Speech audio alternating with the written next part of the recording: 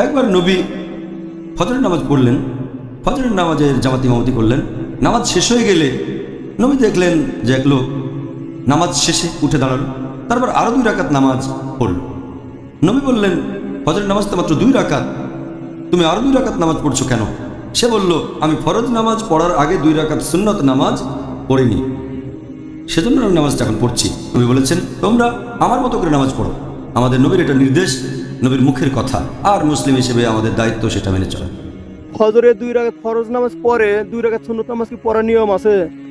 এবং আমাদের নবী কিভাবে নামাজ পড়ছেন চলুন জেনে নেওয়া যাক ডাক্তার জাকির নায়কের মুখে। কি আমাদের বলবেন যে সুন্নাহ বলতে কি বোঝায়, এর অর্থটা কি, আর সুন্নাহকে কয়টা ভাগে বিভক্ত করা যায়? সুন্নত শব্দটার শাব্দিক মানে পথ অথবা রীতি, আর আমাদের নবীর সুন্নাহ মানে নবীর দেখানো পথ অথবা নবীর রীতি। সুন্নাহ এই শব্দটার মানে নবী যা বলেছেন, করেছেন আর যাতে সম্মতি দিয়েছেন, আর সময়কালটা হচ্ছে নবুয়ত পাওয়ার পরবর্তী 23 বছর। তার মানে নবী যা বলেছেন, নবী যা করেছেন আর যেসব কাজে সম্মতি দিয়েছেন, সময়কালটা তার নবুয়ত পাওয়ার পরবর্তী 23 বছর। আর নবীর সুন্নাহকে 3 ভাগে ভাগ করা যায়। প্রথমটা হচ্ছে সুন্নতে কাউলি, তার মানে নবী যা বলেছেন। দ্বিতীয়টা হচ্ছে সুন্নতে ফাইলি, তার মানে নবী যে কাজগুলো নিজে করেছেন। তৃতীয়টা হচ্ছে সুন্নতে তাকরিরি, যার মানে নবীর মৌখিক সম্মতি। তাহলে আমাদের প্রিয় নবীর সুন্নাহগুলোকে প্রধানত এই 3 ভাগে ভাগ করা যায়। আচ্ছা, আপনি বেশ সুন্দরভাবে আমাদের বললেন। এখন আপনি কি আমাদের দর্শকদের জন্য আর আমার জন্য এই বিভিন্ন ক্যাটাগরির সুন্নতে কিছু উদাহরণ কি উল্লেখ করবেন? প্রথম টাইপের সুন্নতের কথা যদি বলেন, তার মানে সুন্নতে কাউলি, নবী যা বলেছেন। যেমন ধরেন মুহাম্মদ সাল্লাল্লাহু আলাইহি ওয়াসাল্লাম বলেছেন, সহিহ বুখারী খণ্ড নম্বর 1 বুক অফ আজান হাদিস নাম্বার 631, নবী বলেছেন, তোমরা আমার মতো করে নামাজ পড়ো। আমাদের নবীর এটা নির্দেশ, নবীর মুখের কথা, আর মুসলিম হিসেবে আমাদের দায়িত্ব সেটা মেনে চলা। দ্বিতীয় টাইপের সুন্নতের উদাহরণ সুন্নতে ফাইলি, তার মানে আমাদের নবী যা করেছেন। এই হাদিসটা আছে, যেমন ধরেন সহিহ বুখারীতে খণ্ড নম্বর 1 বুক অফ আজান হাদিস নাম্বার 734। এখানে একজন সাহাবী বর্ণনা দিয়েছেন, যখনই আমি নবীকে নামাজ পড়তে দেখেছি, তিনি কাঁধ পর্যন্ত হাত উঠাতেন, আর যখন তাকবীর দিতেন তিনি আবারও একই কাজ করতেন, কাঁধ পর্যন্ত হাত উঠাতেন, তারপর রুকুতে যেতেন। যখন তিনি উঠতেন তখন বলতেন, সামি আল্লাহু লিমান হামিদা, যে আল্লাহ ইবাদতকারীদের দোয়া কবুল করেন আল্লাহ সুবহানাহু ওয়া তাআলা। তারপর আবারও একই কাজ করতেন, হাত তুলতেন কাঁধ পর্যন্ত। তবে এই কাজটা তখন করতেন না, কাঁধ পর্যন্ত হাত তুলতেন না, যখন 2 সিজদার মাঝখানে তাকবীর দিতেন। তাহলে এটা নবীর একটা কাজ, সাহাবী কাজটা দেখেছেন, তারপর বর্ণনা দিয়েছেন। এটা হয়ে গেল সুন্নতে ফাইলি।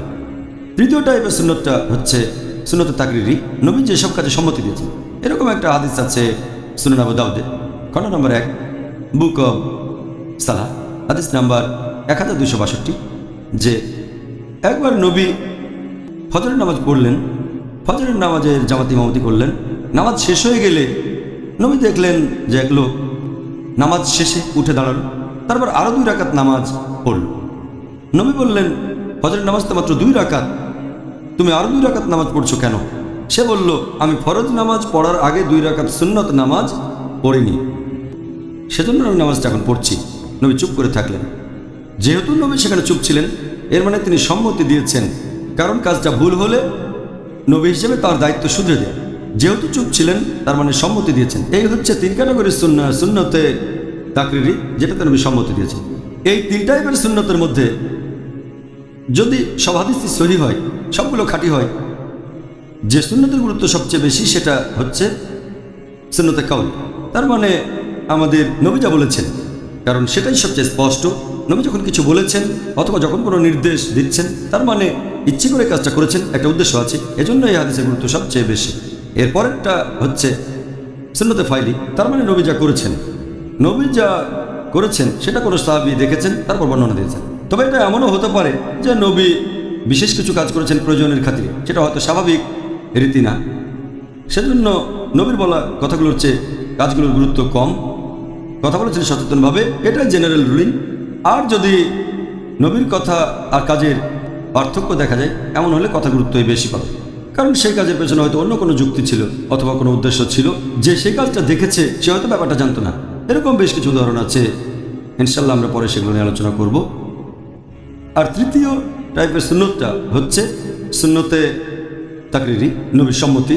যদি তিনি চুপ করে থাকেন তার মানে সম্মতি দিয়েছেন, সেটার অনুমতি আছে। ভিডিওটি ভালো লাগলে চ্যানেলটি সাবস্ক্রাইব করুন এবং দিন প্রচারে সহায়তা করুন।